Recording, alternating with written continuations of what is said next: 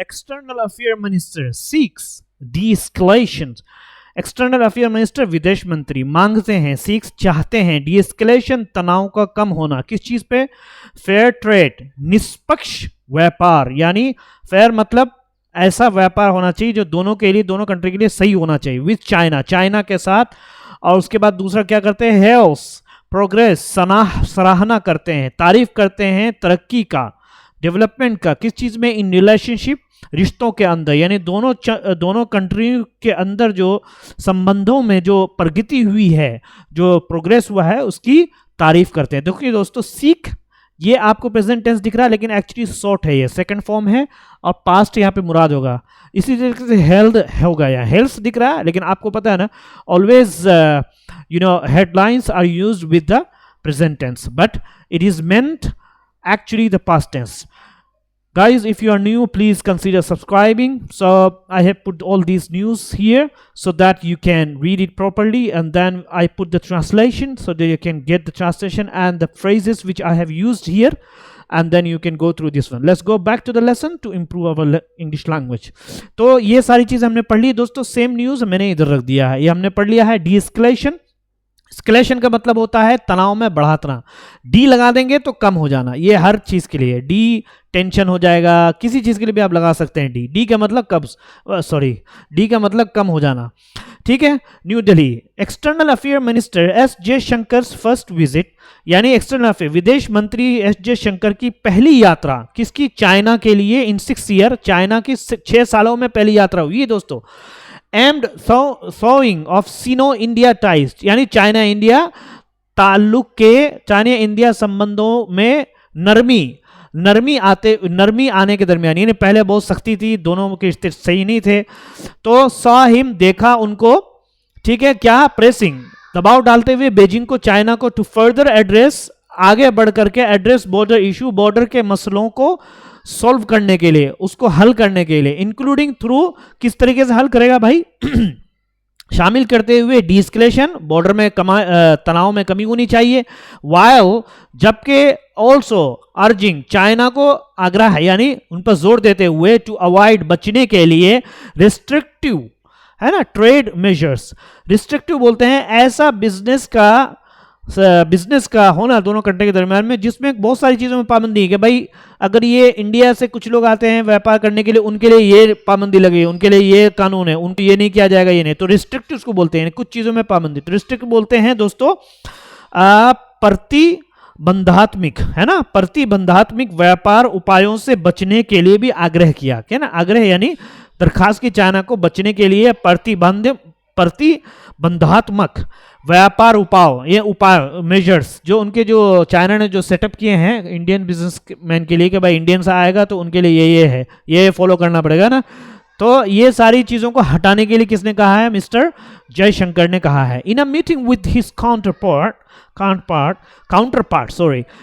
उसके क्या दोस्तों, क्या बोलते हैं? समकक्ष काउंटर बोलते हैं, काउंटरपार्ट। जैसे एक्सटर्नल अफेयर मिनिस्टर जयशंकर है तो उनके काउंटरपार्ट वांग यी, वो भी वहां के एक्सटर्नल अफेयर मिनिस्टर, तो उसको काउंटरपार्ट बोलते हैं, यानी सेम पोजीशन पे है।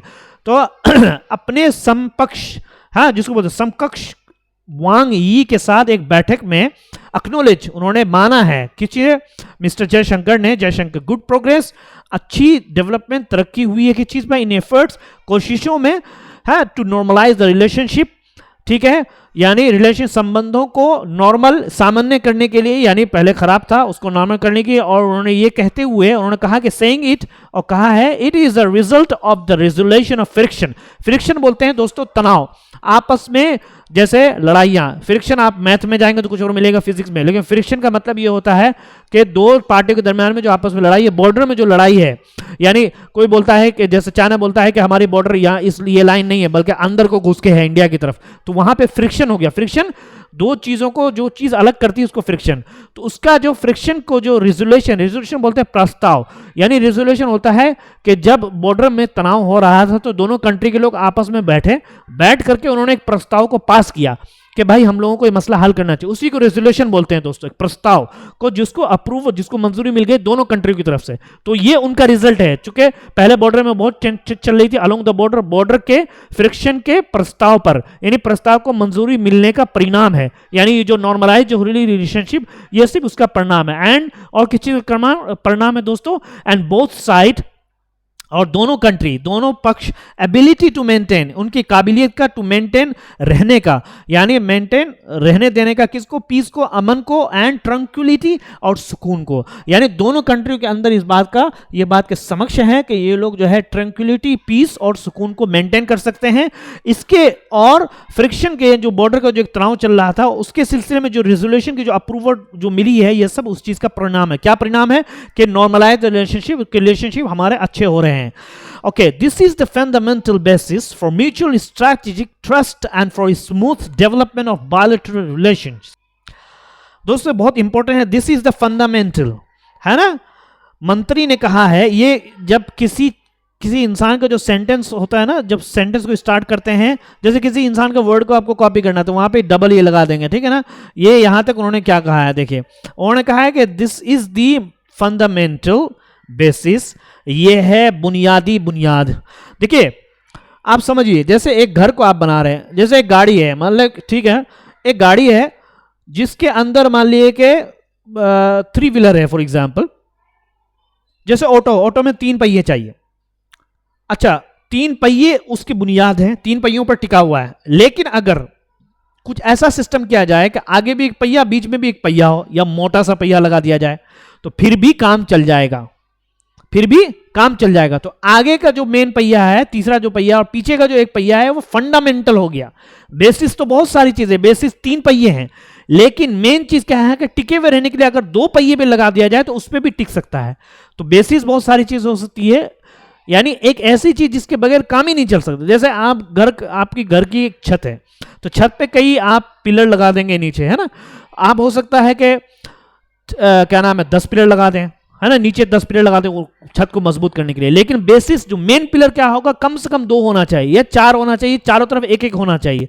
अगर कोई एक भी हटा तो दूसरी तरफ गिर जाएगा, या कम से कम 2 होना चाहिए। तो फंडामेंटल बेसिस तो बहुत सारी चीजें हैं, बेसिस तो कई भी पिलर भी हो सकती है, लेकिन फंडामेंटल क्या है, मेन फंडामेंटल बेसिस उसी को बोलते हैं दोस्तों, बुनियादी, जिसको बोलते हैं ये आपसी, ये है फॉर म्यूचुअल, म्यूचुअल मतलब आपसी। स्ट्रेटेजिक ट्रस्ट है ना, रणनीतिक विश्वास, यानी रणनीतिक, दोनों तरफ से रणनीतिक विश्वास है। इधर की जो रणनीति इंडिया की, उस पर भी चाइना को विश्वास है, और चाइना का जो रणनीति उस पर भी, दोनों का विश्वास है। And for smooth development of bilateral, दोनों तरफ रिलेशंस, दोनों बायलैटरल बोलते हैं दोनों कंट्रियों के रिश्तों के आसानी से तरक्की के लिए।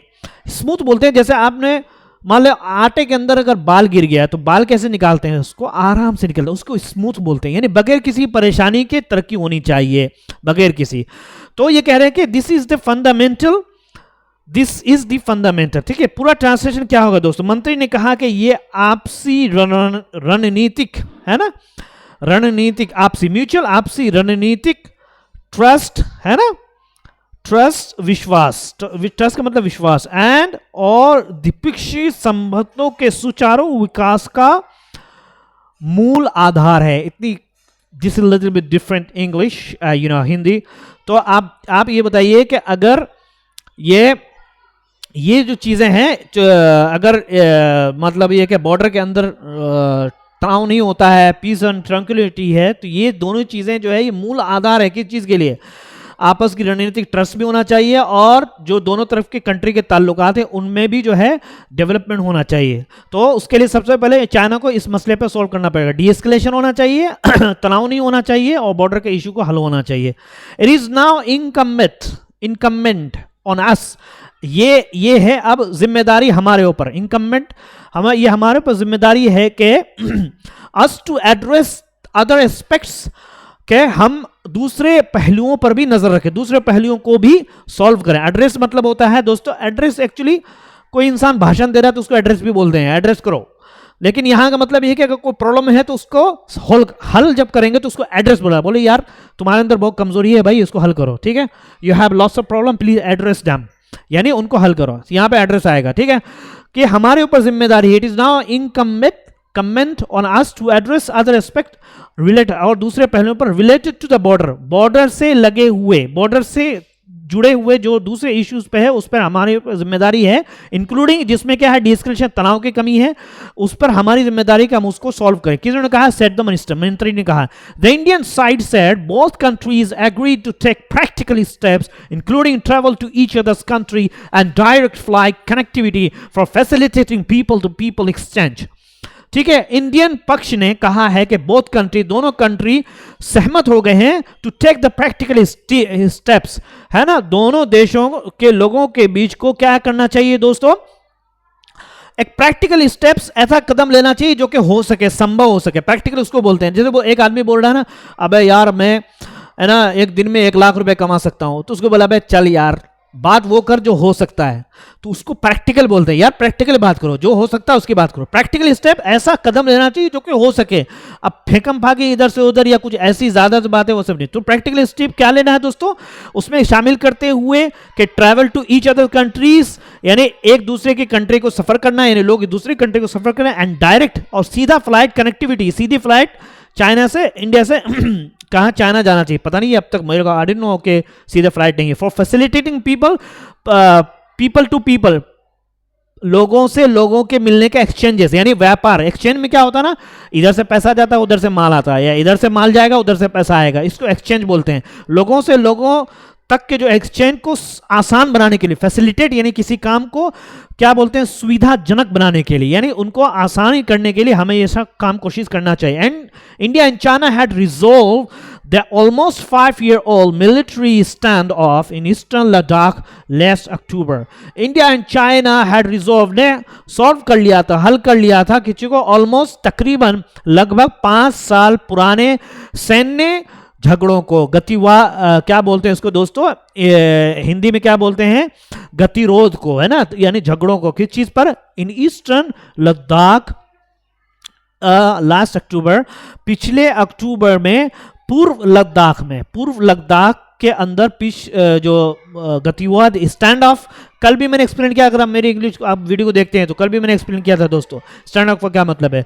तो पूर्व जो लद्दाख में जो मसले चल रहे थे उन पर जो है वो मसले को हल कर लिया था दोस्तों। बहुत शानदार सा फ्रेज, डी-एस्केलेशन, है ना, तनाव बोलते हैं यार तुम लोग आपस में झगड़े नहीं करो, मैं चाहता हूं कि तुम लोग आपस में कम करो। I am seeking D-escalation problem and I am really hailing progress in the relationship. अब दो दोस्तों के दरम्यान में अगर बहुत दिनों से लड़ाई हो रही है तो वहां पे आप बोल सकते हैं इस तरीके से।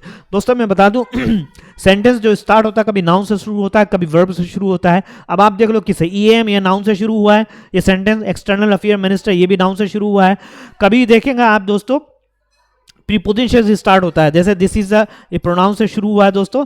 तो ये सब चीजें ग्रामेटिकल है, ज़्यादा ध्यान नहीं दो। और ये देख लो एम्ड का मतलब है सोइंग, यानी सोइंग नर्म करना, यानी किसी चीज को बहुत सारी गर्मी हो रही थी उस चीज में उसको नरमी कर दी गई, तो सोइंग उसको बोलते हैं, चाइना इंडिया के ताल्लुकात को। ठीक है दोस्तों, शानदार सा फ्रेजेस है, ये हमने ट्रांसलेशन डाल दिया है आपके लिए। और ये हमने 6 डी-एस्केलेशन, तनाव कम करना, फेयर ट्रेड, ईमानदार या बराबरी वाला व्यापार होना चाहिए, और इसको हेल्थ ऑफ प्रोग्रेस, तरक्की की तारीफ करना, एम द थ्रोइंग रिश्तों में धीरे धीरे सुधार होना। देख लो, amid thawing of ties talks resume, है ना, बॉर्डर इश्यूज, अर्जिंग चाइना